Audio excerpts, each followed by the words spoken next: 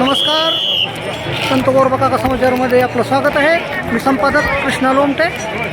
आज आपण खास इथं पंढरपूरला आषाढी एकादशी निमित्त आपण इथं आलो की यानिमित्त आपण थोडा आषाढी एकादशी इतिहाससुद्धा पाहणार आहोत. आषाढी एकादशीला देवशिनी एकादशी असे म्हणतात. जे वर्षात 24 एकादशी असतात त्यामध्ये याला अनन्यसाधारण महत्त्व आहे.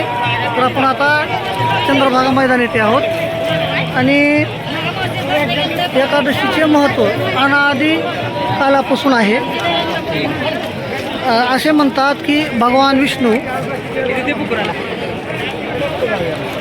आजपासून 4 महिने क्षीरसागरात शेषनागावर योगनिद्रेत अथवा झोपी जातात आणि आजपासून ते कार्तिक एकादशीपर्यंत चातुर्मास सुरू होतो असं आपल्या वेदपुराणात सांगितलेलं आहे.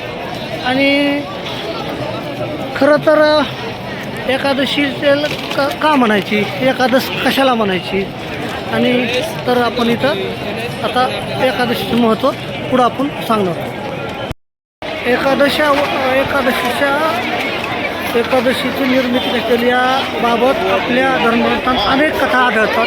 त्या एक महत्त्वपूर्ण कथामध्ये की जेव्हा समुद्रमंथन झाले त्यावेळेस कुंभ दैत्याचा पुत्र मृदुकान्या मूर आणि त्याला मूर दैत्य रावण असे नाव आहे त्याचे आणि भगवान विष्णूचे भयंकर युद्ध झाले.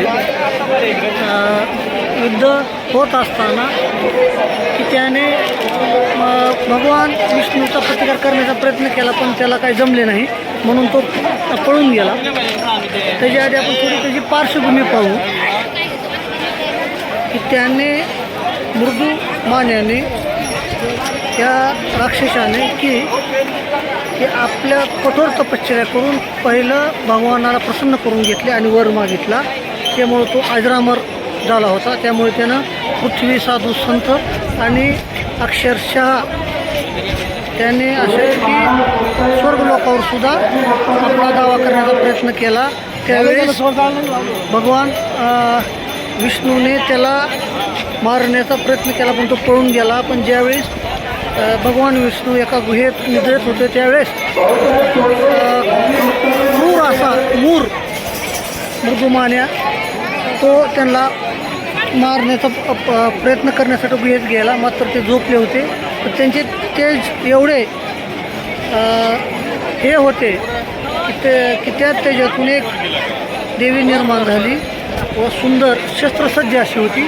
त्या देवीने मृदुमान्याचा वध केला.